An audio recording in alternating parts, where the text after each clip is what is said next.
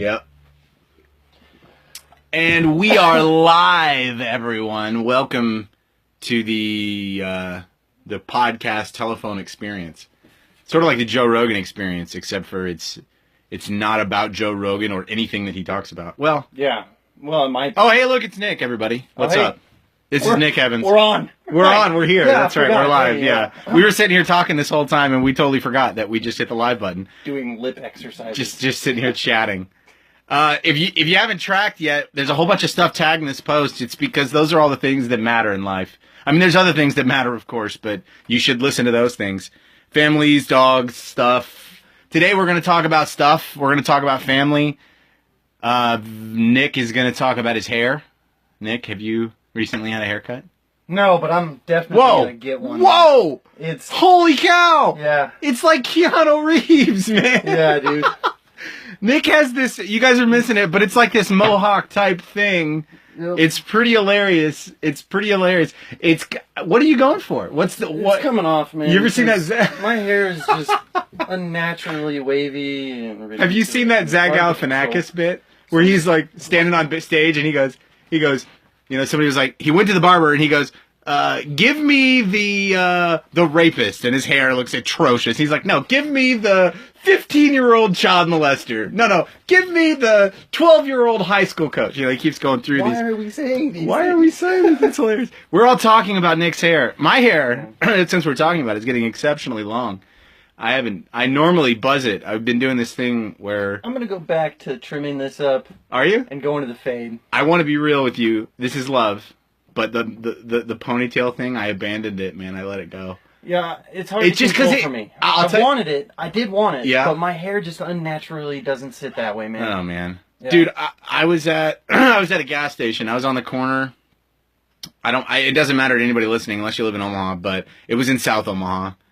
And this guy wearing a Burger King uniform walked out with a big bag of trash. And he had a big man bun, a big ponytail. And I was just like, oh man, I don't know that's, and I went home that day and I trimmed my son, Nathan, I trimmed his hair and I trimmed my hair. And I was like, this is it. I can't have it anymore. Okay, listen, it doesn't mean that it's beneath me and I'm some sort of, you know, upper echelon person. By any means, I'm not. But it was like a sign for me. You know, it was like, I got to do it. And it's like when I remember that I saw Chandler from Friends got a goatee, and I was like, I've either got to get a beard or shave all this off because I can't be like Chandler. Yeah. I can't be like Chandler. All right, Nick, talk to me. Say some words, man. Yeah, I agree with the hair, though. You agree with the hair? Are you cutting your hair? You gonna do it? Yeah, I just don't know what to do with it. You should just shave it. Look, Nick and I are into jiu-jitsu because it helps with our PTSD, and it helps a lot. If you're not, you should be. If you're physically capable of doing Brazilian jiu-jitsu, you should go do it. You're a dummy if you don't. Fun. It's fun. It's amazing. Dude, it's amazing. It's amazing. I haven't done it for a little bit. Well, that's your fault. Yeah, I know. Come on. But, look, at least I have an excuse. I had this bone taken out of my face hole. Yeah. It sucked, you guys. I'm about to have one taken Are you out really? of my face hole. Are you really? Yeah. Well, who's doing it? I had the VA. I don't know yet. The VA cut on my face, you guys. No? I'm not going to the VA, dude. I purposely got dental insurance at work. Just dental insurance. Just for that reason. Vision and dental at work just for that reason. Yeah. Yeah. Yeah. So, I haven't gone to jiu-jitsu for that reason. And then I started taking these friggin' antibiotics, and I don't know, you guys. I'm fairly convinced that they have messed up my system. I got this rash on my leg. It hurts like hell. Oh my God, it's killing me. And I just don't like it. I don't appreciate the medicine, and I had to take buckets of Motrin and ibuprofen just to function. Let's just make that clear. Yeah, I think they are super terrible for human beings. What's that? Those medicines. The medicines? Those things.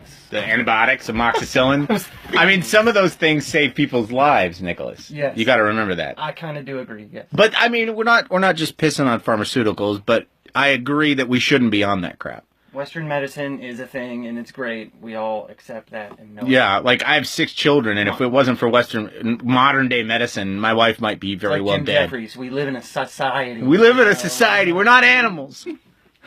We live in a society. Yeah. Okay, so let's stop quoting comedians and get to the point here. First of all, I want to read a comment real quick from Jacob Griffick. Hey, Uncle Timmy, we haven't talked in a really long time. I just want to tell you that I'm a Navy corpsman going through a course that will allow me to go with the Marines.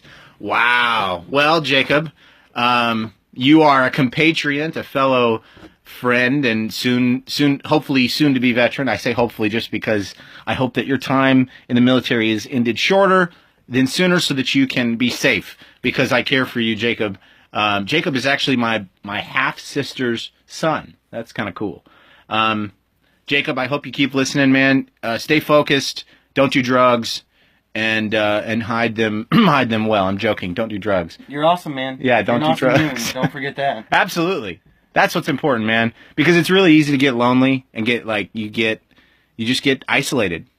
And you get into this. Sometimes you isolate yourself, and Right. people are like, "Hey, what are you doing, bro?" Like, why are you being a jerk? Yeah. Yeah. I can't tell you the number of people, Nick, that have come back to me and told me about, why did you run away from me, or why haven't you called me in months, Yeah. And in my mind, I've created some sort of offense, some sort of something that is not even really there. Right. And I've just ruined relationships. And I'll guarantee you that if I call some of these cats, I'll be like, hey, que pasa? What's up, man? I bet you a lot of them would just be right as rain. But that's the thing about military camaraderie. Yeah. Veterans life and military combined. It's great. Also, it's cold in this room that we're in. It is. It just got exceptionally colder. It's all good. It's all good. It's all good. We are up in a upstairs room of a really, really old house that we've been spending some time in. But back to the subjects at hand. Part of the stuff is Veterans for Natural Rights. If you've not visited the Facebook page for Veterans for Natural Rights, you should, especially if you're an adult human being, and especially if you're an adult human being who has a DD-214, or if you know what one is and you don't have one yet and you're still active duty like my homie, like my nephew here, Jacob. It's still interesting. It still has some valid stuff. It's something you're going to be experiencing if you're active duty. It's something that if you know somebody who's a veteran, they're going through this. They've gone through this. and the fact is, if they haven't gone through it, they're gonna soon.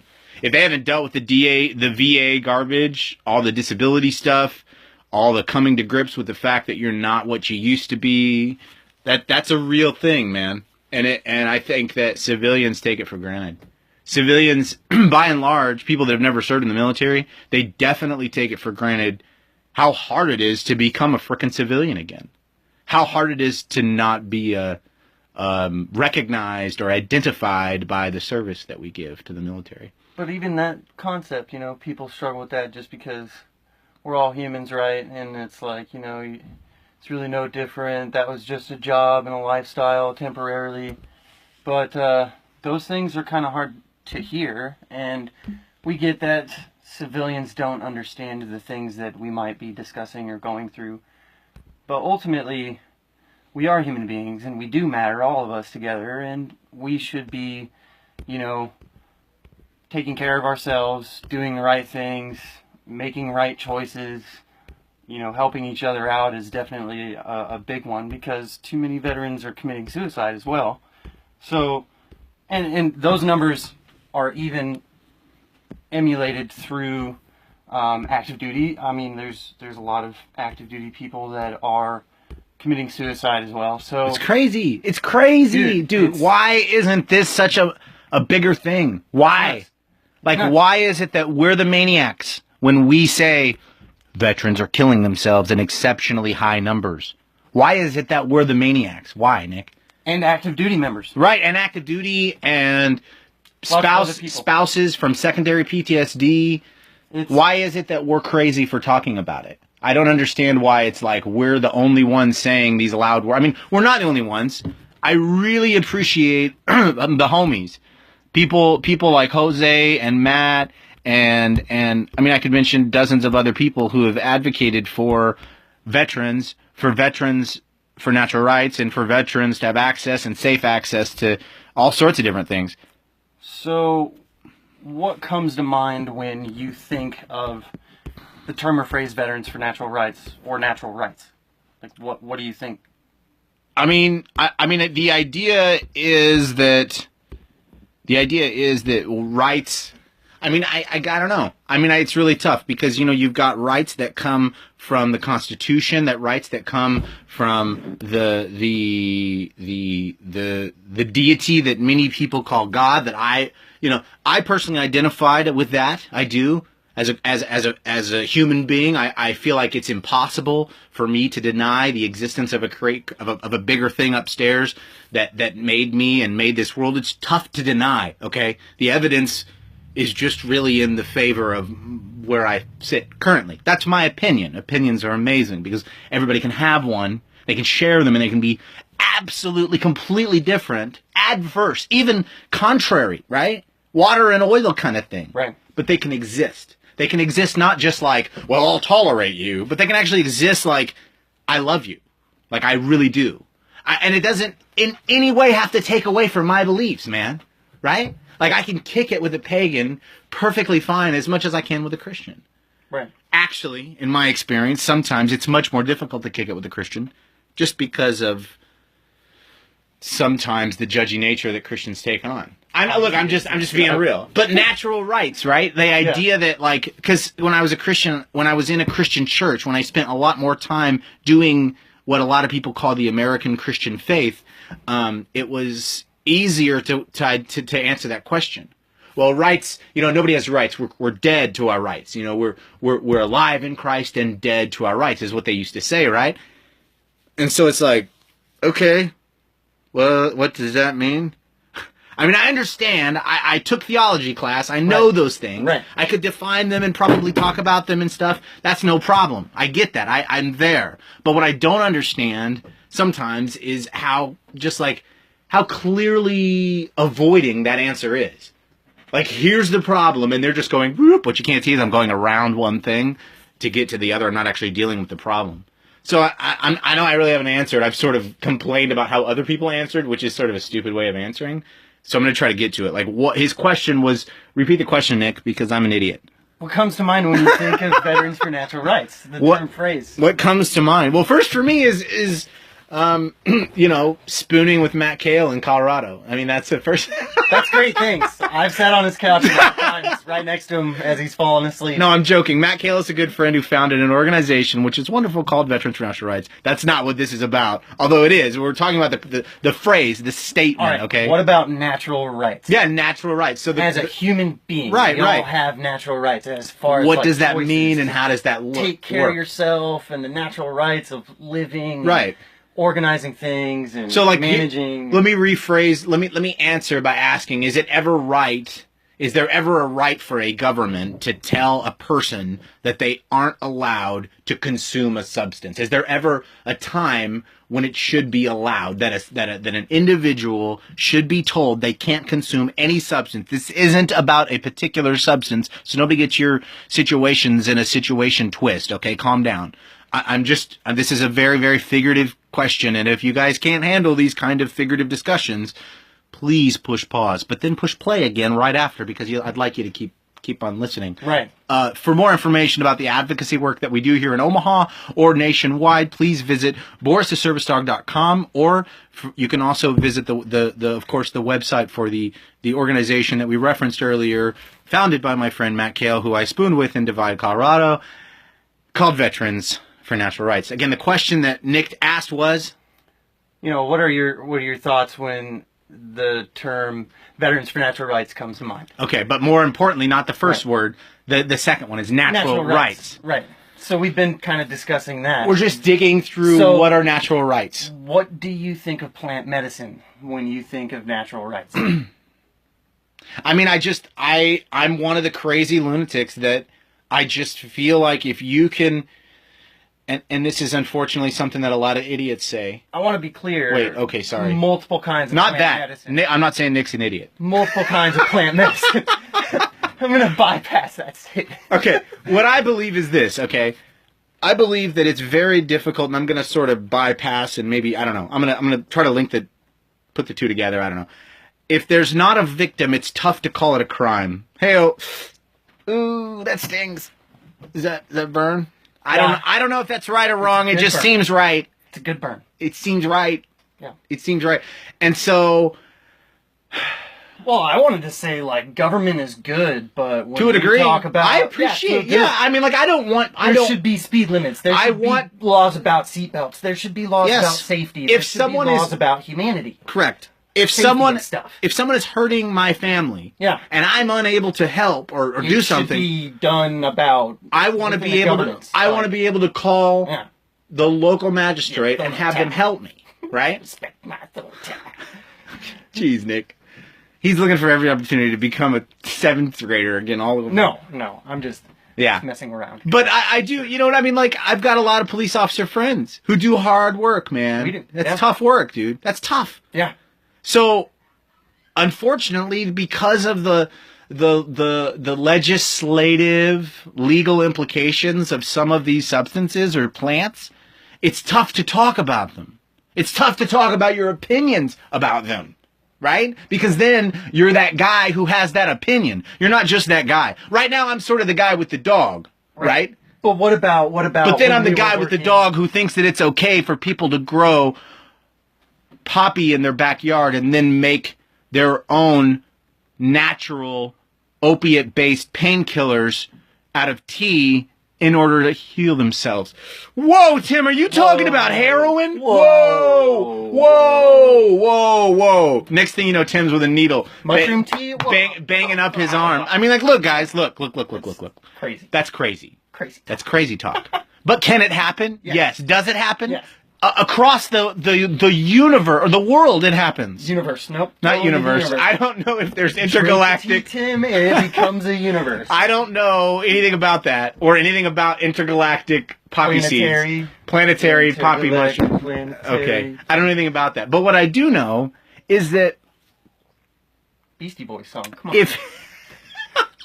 if it grows in my backyard naturally, if you have a farm in Papillion, Nebraska, natural cannabis is going to grow on your property. Right?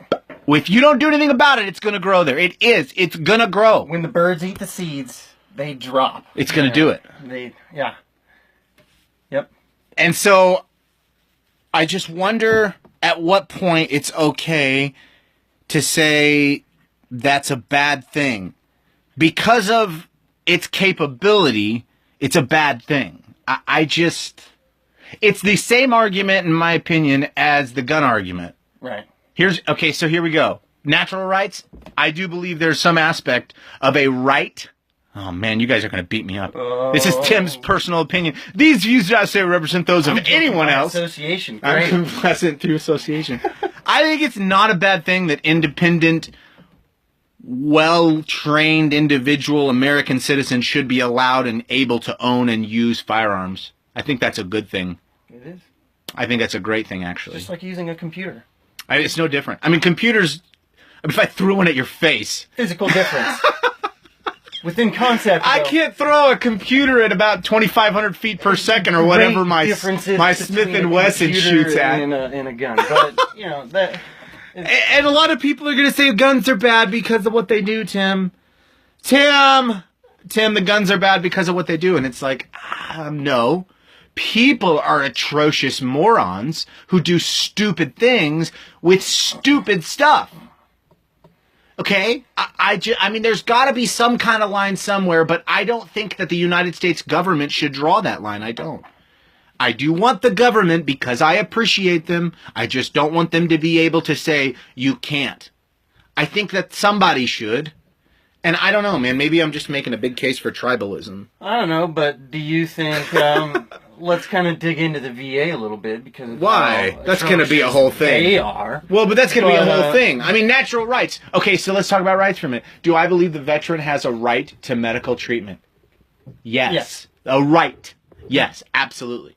Do I believe the veteran has a right to safe access to good medicine? Yes. That is a right. Absolutely. Why? Because of the Constitution, because of the government, and because of the law of you give and you take, you know? I don't know. That's a dumb law, that last thing. But mostly the Constitution. What's the question, Nick? Ask it. Shoot Do you it. think the veterans should be able to vote or select care or medicines or the things like you walk in and all of a sudden, you know, because I find it should be like Burger King, dude.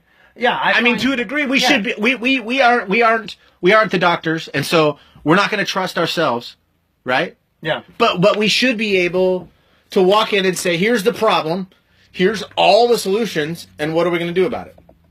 Well, I think that you should be able to go in and talk to someone on a comfortable level. You know, I find... Without feeling like we're going to lose our money. Yeah, I find that having to change doctors is crap, dude. Yeah. The fact that I have to continually change the confidence that I have in someone to give me either the mental care or the physical care or the medical care, I should be able to choose what I selectively want and need as... You don't feel like you can right now?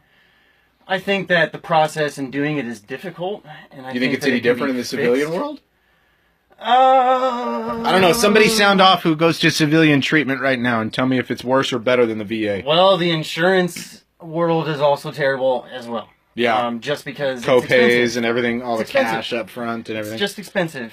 And insurance is good because, you know, things like that are good for human beings. I've never paid for a single thing at the VA, which is a thing. Yeah. That's something to think about, guys. I've gone to a lot of treatment at the VA. Yeah. Probably hundreds of thousands of dollars. Yeah. Probably.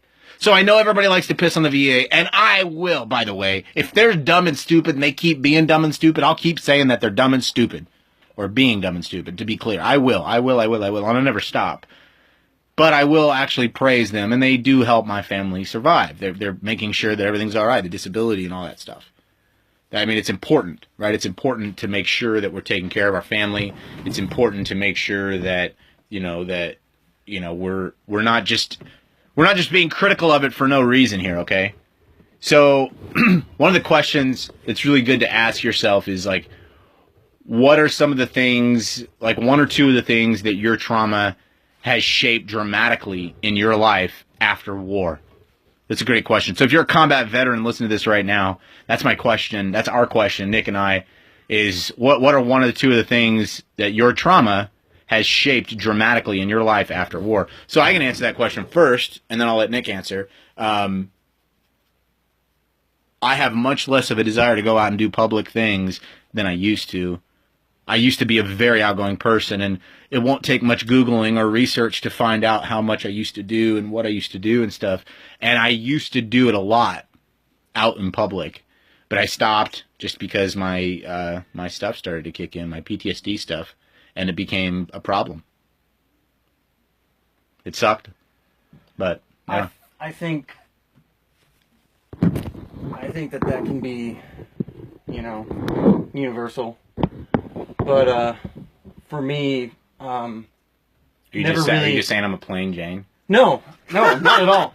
That's a really big thing because I also agree. You know, like there's so many things. The question is, you know, one or a couple.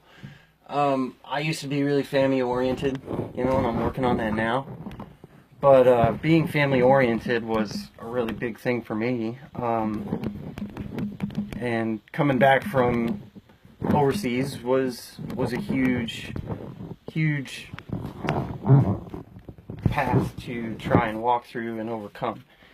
And another thing would probably come around to being like almost forgetfulness / learning disabilities. There's just certain things that I no longer do. Like I used to be learning to play guitar and that kind of thing, and I don't do it anymore, and I kind of forgot how to do it. You know, I kind of forgot like where to start and where to begin, some of the chords. You think that's just a result of the anxiety? I think a lot of times for me. Well, like, figuring out like the trauma, figuring out the symptoms that I've gotten. Yeah. You know, like figuring that out in the core, I think is the biggest thing that this could be answered is figuring out the trauma has affected me in these ways. In huge. How you view the world. Yeah. How you view the world is a thing. Like how perspective and stuff. I'm so much more of a pessimist and a nihilist than I used to be. I used to be way more optimistic. I used to not be the piss and vinegar. I was always obnoxiously so, by the way. I was a live DJ, you guys. Like, I was a guy. I was the guy at the party. I was loud. I was there. I was, big and bombastic. Literally fat. I was also huge. I was a fat guy. But for real though, I mean, I lived a very, very loud, here I am life. Anybody that knows me knows that I was a very loud person. I was obnoxiously so.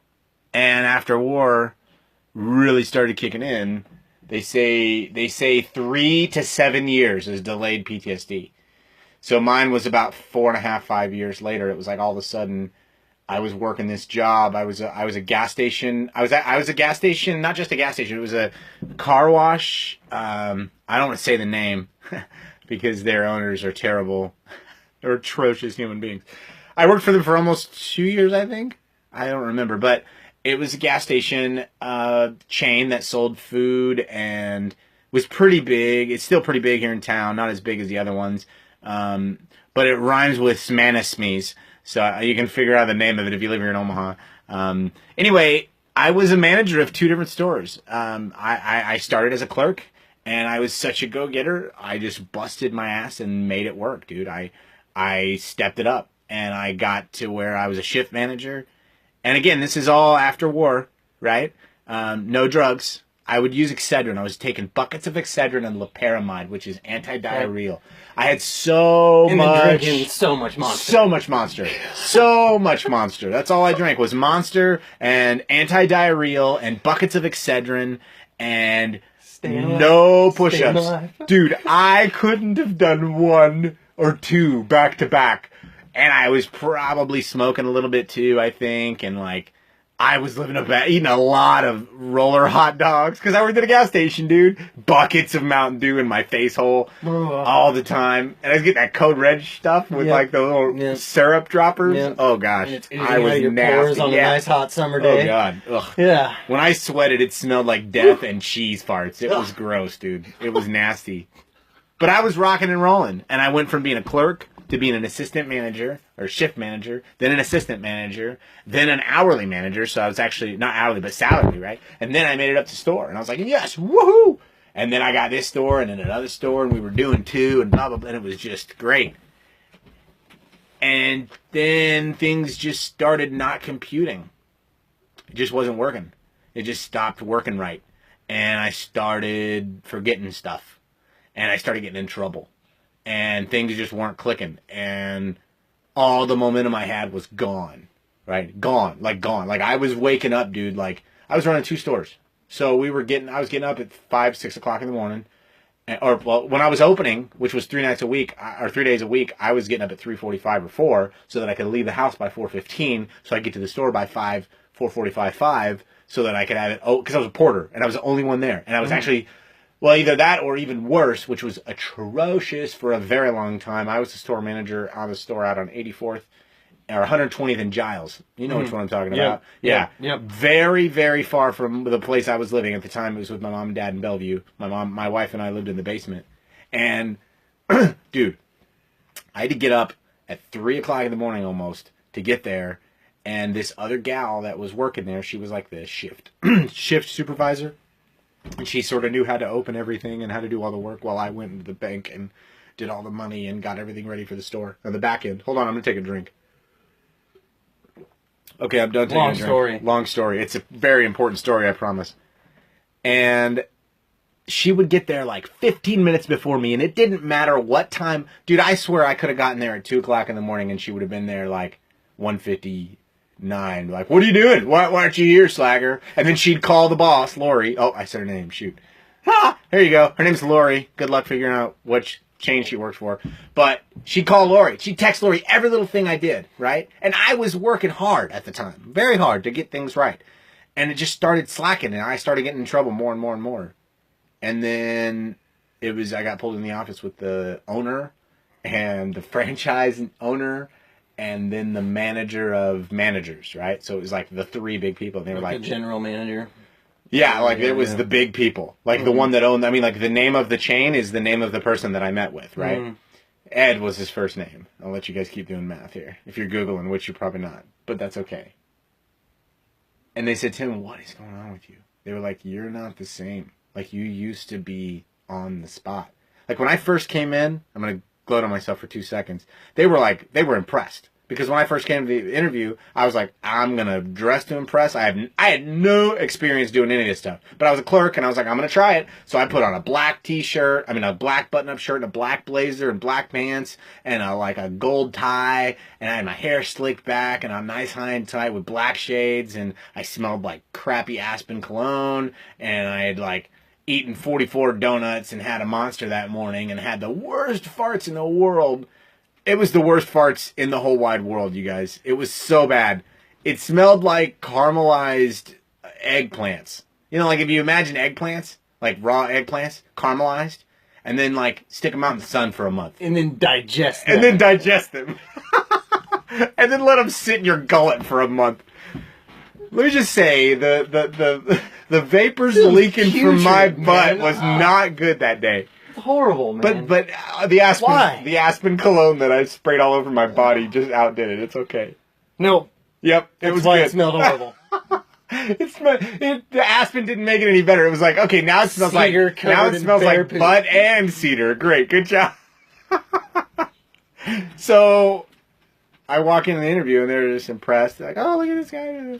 I just lied on my resume, I think. Just probably totally lied. Anyway, the moral of the story is, They were going to fire me, but I quit. I told them, I was like, I have to go to the doctor. And I did. That same day I went down and they had an MRI. And the MRI was this and was that. And I had what they later found out to be, what's it called? CTE? No, it's the migraines, but it's inside my head.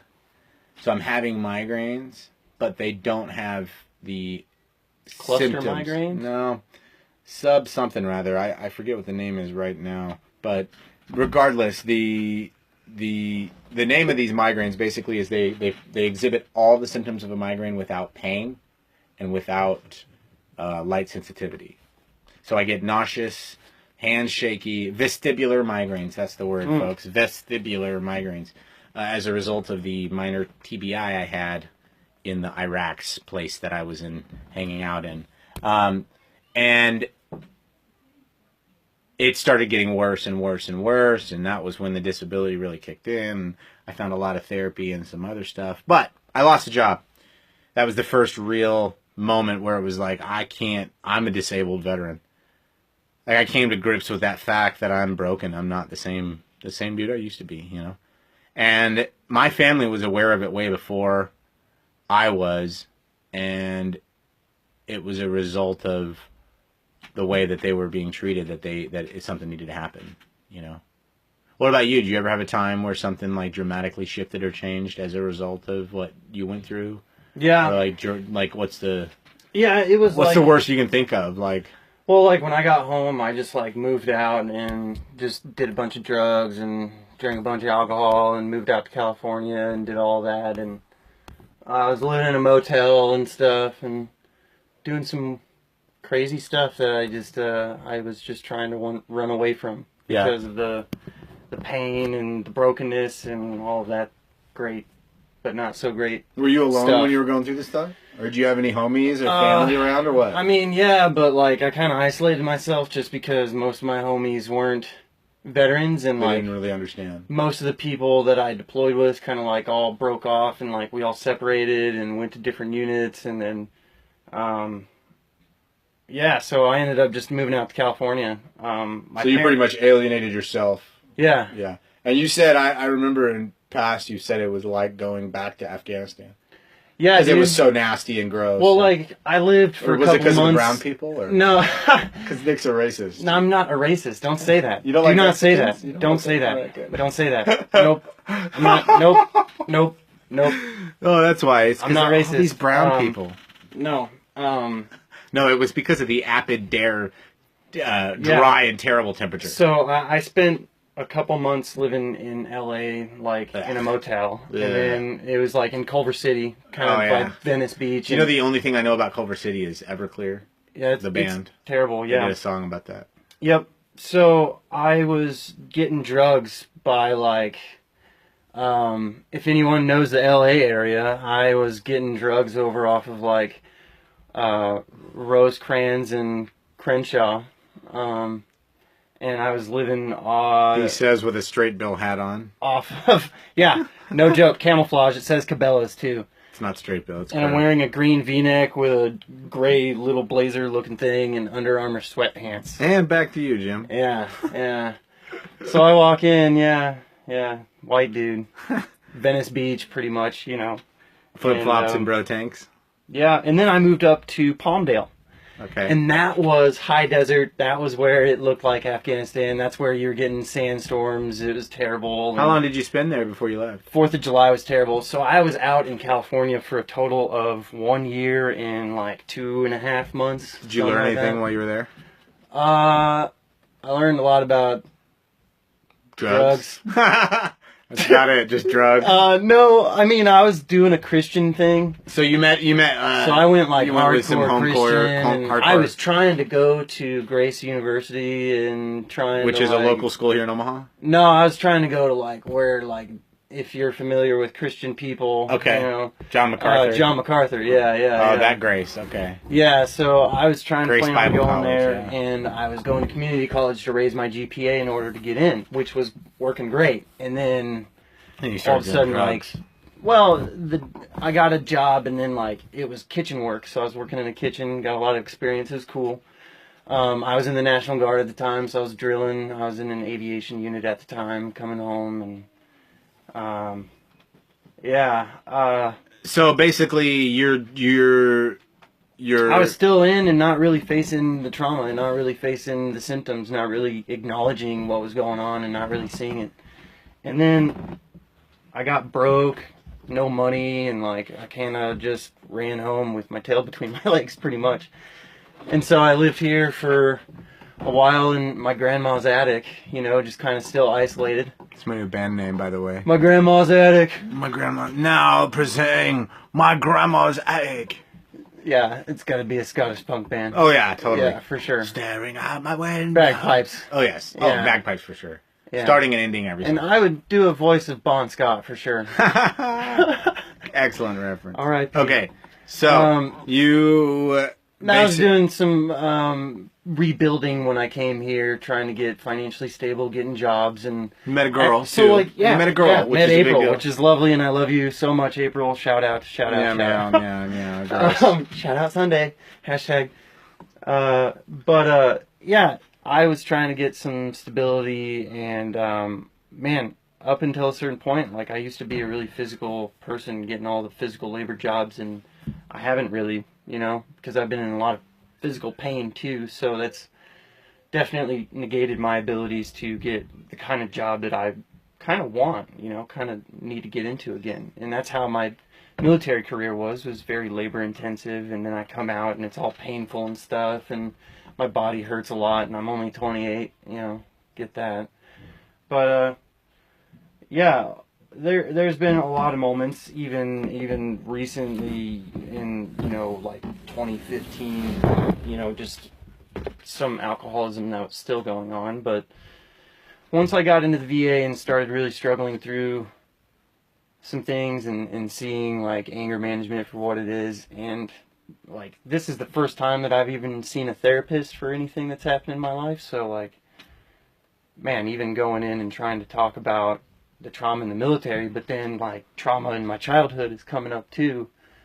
You know, it's a thing. It's all connected, really. Like when you go Yeah. into therapy to talk about your brain and all the crap, like why you're being a butthead, you know. Yeah. Like I went to anger management. Why things this last suck in your Thursday, pudding brain. all that Yeah. stuff.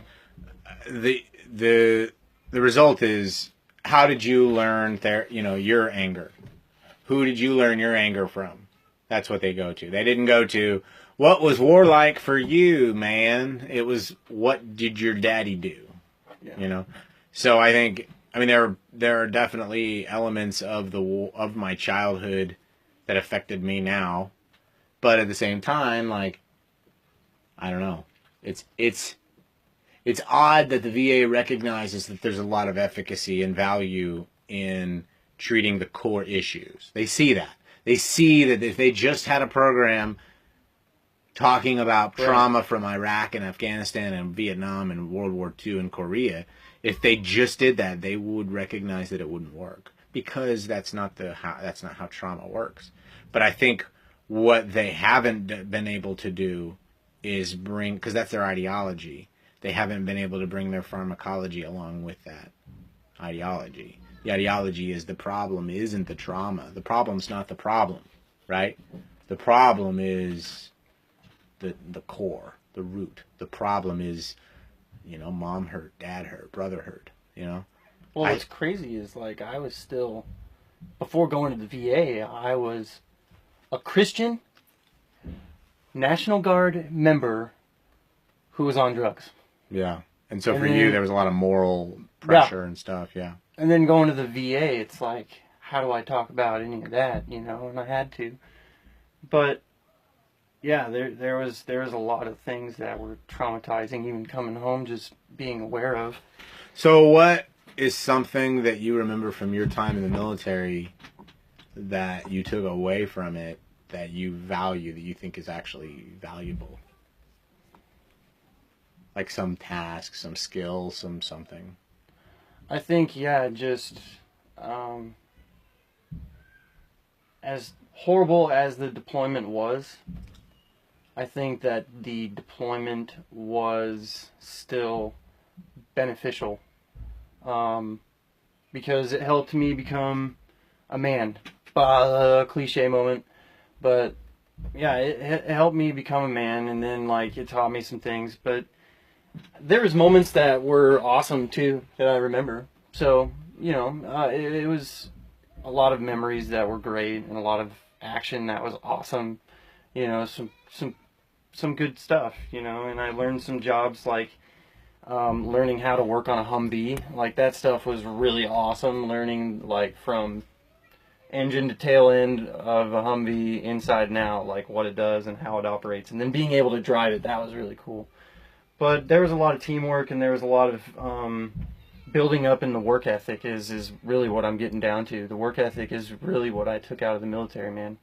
I think something I can identify as negatively that I took from the military that still stuck with me and stick with me today is my obsessive compulsive need for order and control. Yes. My need to be the right time at the right place in the right uniform. Yeah, and I never am. I never am. Oh yeah, it's a struggle, but I mean, I am sometimes, but it doesn't work. Yeah. And it's this inevitable drive and desire to be right, to be squared away. Yeah. And I never was. I was never a messed up soldier in the military, but I was never one. If somebody said that I did something, it would never surprise anyone, because I was a jackass. I acted stupid and loudmouthed and was foolish and young.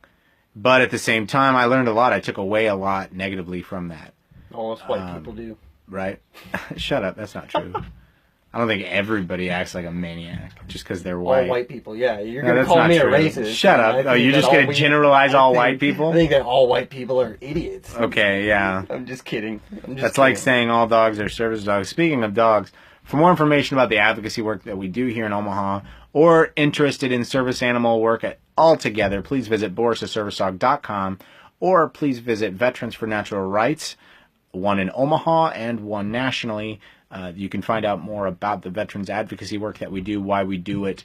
Please take time to go to those pages. I know it seems arduous and difficult, but it's really worth it.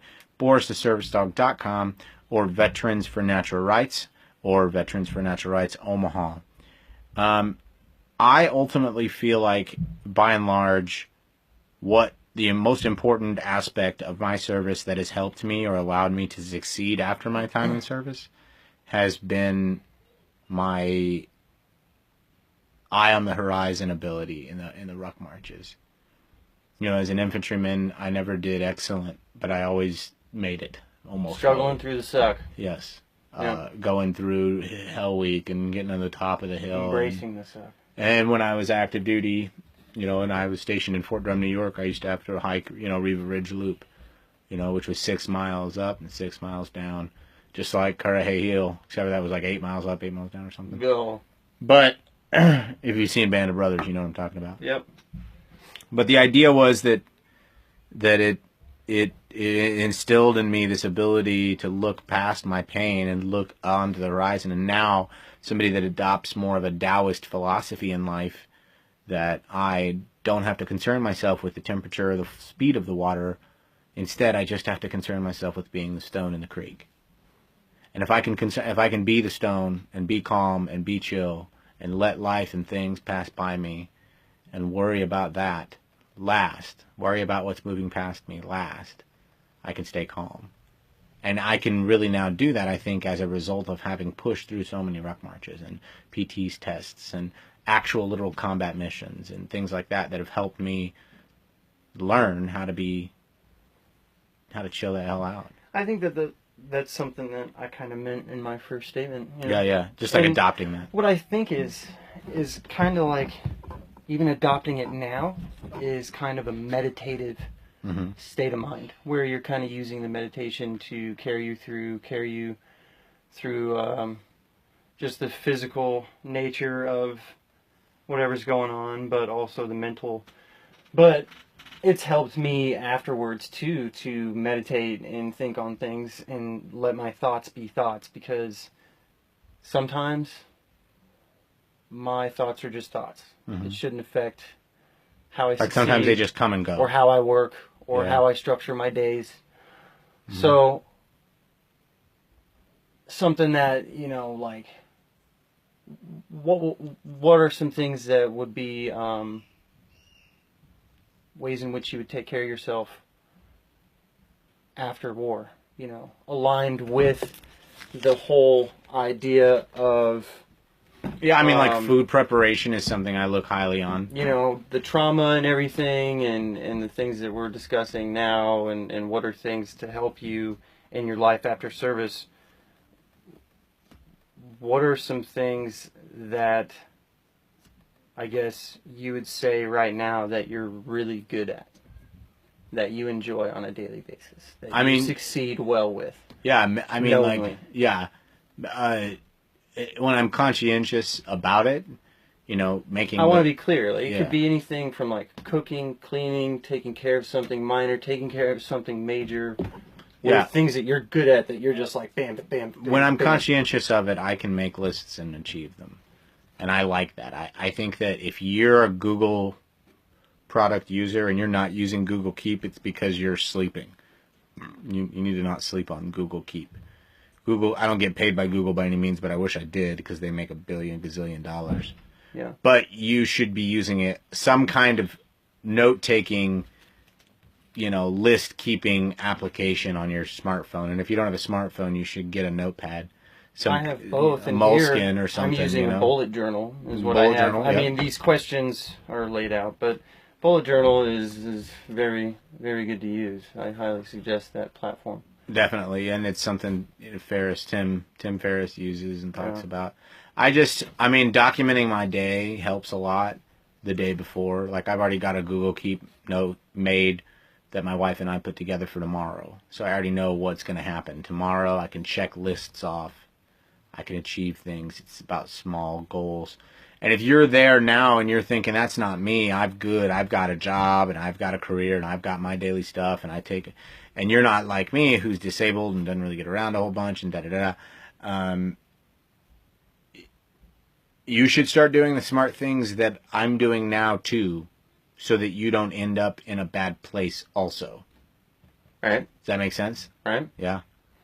Like, for instance, I think that another veteran of, a veteran friend of ours, whoever it may be, should get a service dog if they don't have one already. Sure. Like, yeah.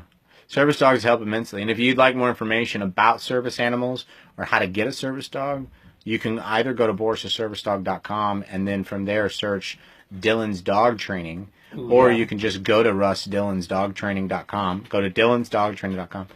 Russ Dillon is the owner. He's a veteran himself. He was an Air Force dog handler, did some pretty badass, awesome stuff. He's a great guy and gives out these things.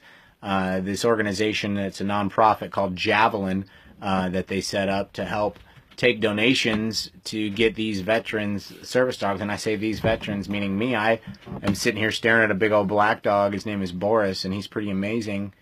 If you go to borisservicedog.com, you can see pictures of him and stuff. But they're like, he came to me for free, you guys, as a result of Dylan's dog training and the Javelin nonprofit organization. So please go search those things. It's exceptionally important.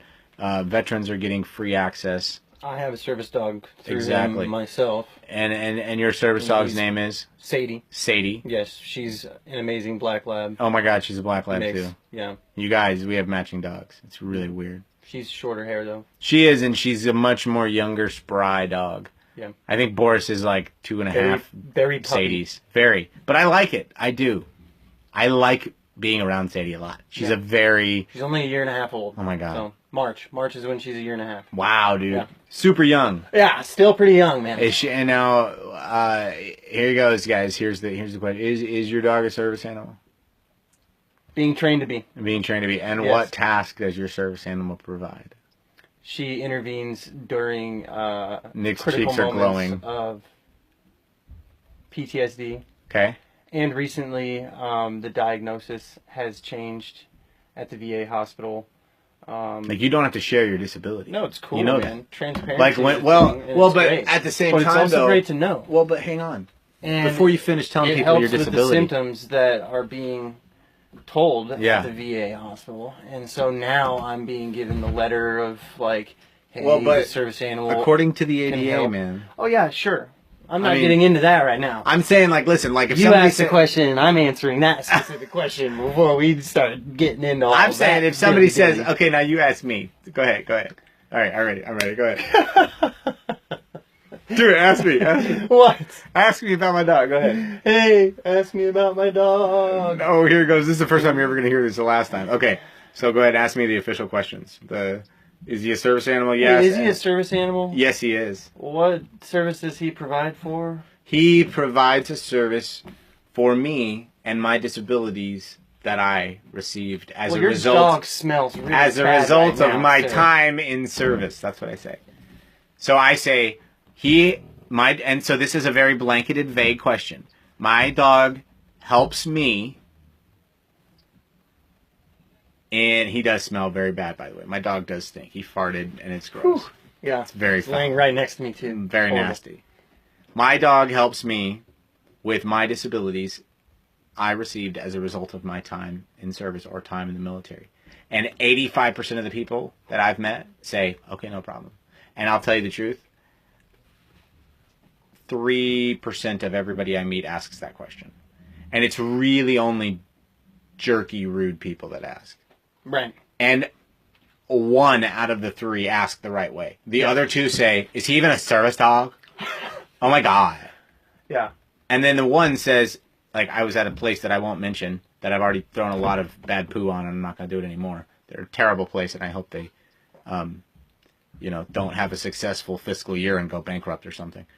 I was there, and they harassed me exceptionally bad and treated me like crap. And the question that he asked me, he was the only one. It's funny because he treated me like crap, but the manager actually did it the right way. He came up very calmly. I was with my dog. Which, by the way, if you look up the ADA website, the dog does not have to have a vest on at all. The dog, I do not have to have any documentation with me whatsoever. And the dog does not have to be on a leash at all. As long as the dog is well trained and obedient, the dog could be near me. Now, granted, my dog was wearing a vest. I do have documentation, and he was on a leash, so meow. And he says, is he a service dog? And I said, I looked down at the side of my dog's vest that said service dog. And I looked at him and I looked at the vest, literally, and I did it like 3 times, very obnoxiously. It took like 15 seconds each time. It was like really slow. Up and then down, and then back up at his face. And then I look down really even closer and I look at the words and I mouth them as I'm spelling them, and I service dog. And then I look back at his face. I'm not kidding. And I'm like, yes, he's a service dog. And then he looks at me, kind of shifty, like he knows what I'm doing, and he's like, what service does he provide? And I wanted to punch him close to his larynx 3 times. But what I said and did instead was, yes, he's a service animal, and the service that he provides is assisting me in my disabilities that I received as a result of my time in the military. Because I don't want to talk to you about my disability. Because he had already harassed, his staff had already harassed me about my disability. And they wanted to talk to me about it. And I had told them no. in a very kind way the first time, and second and third time. Fourth time. OSHA is also a thing for civilians. Right? Like, you gotta keep it confidential. Yeah, man. None of your sort of business thing. is a thing. If you're not my doctor, then please walk away and don't ask any more questions. Ask the questions that you're legally allowed. Thing. Yeah. Yeah, and I posted a bunch today about the You can ask me about my hair color because it's brown and some gray spots, but you can't ask me about my dog who's in training, which I don't take out often because she's in training. But she's going to be out soon. Yes. And when she gets out there, it's going to be awesome. She's going to be great. And you're going to be able to hopefully glean from all of my negative experiences so that when you have them... I've already had some. Yeah. But they're all right. It's okay. I mean, people can just be so... I've posted about this already. That's the meditative state, though. There's a blog post coming about this lady. It was... I went to this place and I had this conversation with these people. Yeah. I mean, did I send it to you already? I think I sent it to you. Yes. But it's going to come out soon, and it's super bad. Like it's atrocious. Yeah, she didn't mean to do it. She wasn't trying to be mean. The audacity. But she was oblivious. And then when the guy next to her says, and this is going to come out later, I don't want to, no spoiler alert here, but the guy says, how many people come up to him and try to pet him when they're not supposed to? How many people? And I was like, some people are just selfish. Some people just think of themselves more than anything else, and they do what they want. And the lady that made their first comment, she goes, "Oh wow, man, that's crazy. So did you bring him back from the military?" Talking about my dog. She thought I had Boris from the army. Yeah. Anyway. Sometimes people get the wrong association with service. They think that it's like either a service animal, like the classic blind or handicapped or disabled, which we are army. Disabled. Yeah, and I'm wearing like an army vest or something. Military service too. They're like, oh my goodness, he's bringing a working dog. Yeah. And they asked me, does he bite? And I was like, sometimes. Hey, don't tell little Anthony. He'll get his drugs taken from him in the parking lot. I told him, I was like, sometimes. No, not that kind of service animal. Sometimes he does bite. It's true. Yeah. But not to people. Mostly to me when I'm kicking him in the skull. Or me when I let him. Okay, listen. On the hand sometimes. I think we should wrap it up here, guys. I've got to pee, and I don't want to talk anymore.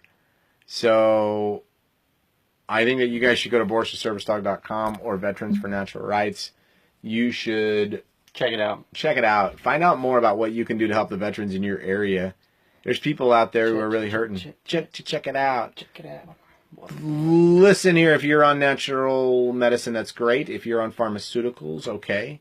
Let's find out what you can do. I dare you to Google some natural oppositions or comparables to your pharmaceuticals. Check them out. Look it up. I'm about to start looking into some colloidal silver as a replacement for my amoxicillin crap, because I've heard some exceptionally good things about colloidal silver, and I'm on all kinds of other natural hoodoo voodoo stuff. So you should be too. If you're on pharmaceuticals, you should be trying them at least. I appreciate you. I value you. You're a good person, people that you're listening. If you're a veteran and you're alone and you're listening to this right now, please know that we give a crap and that you're not.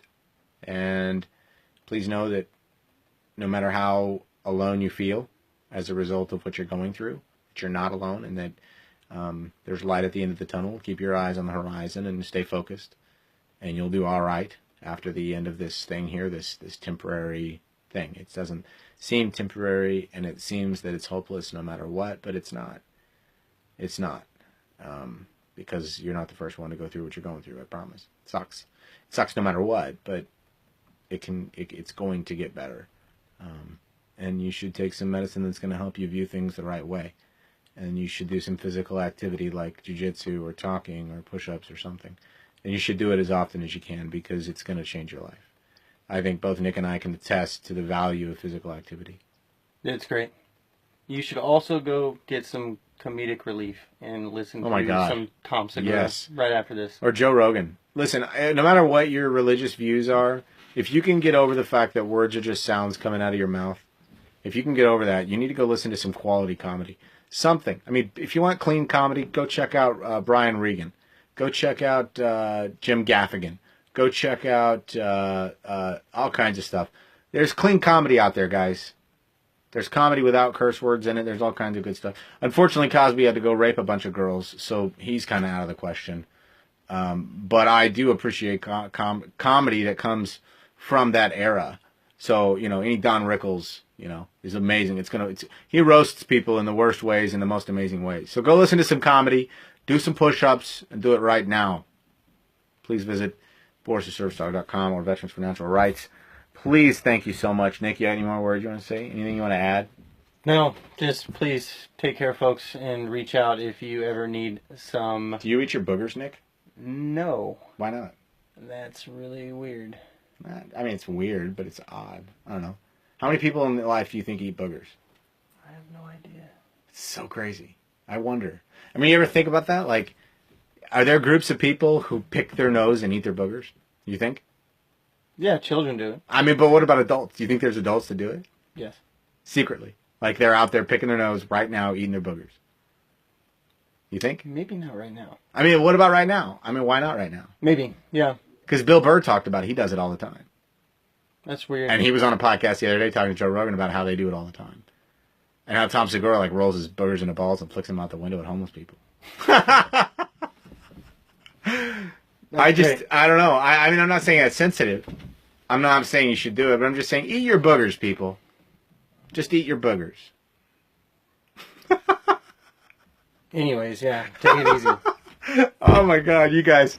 Hey, listen, I appreciate you. You're awesome.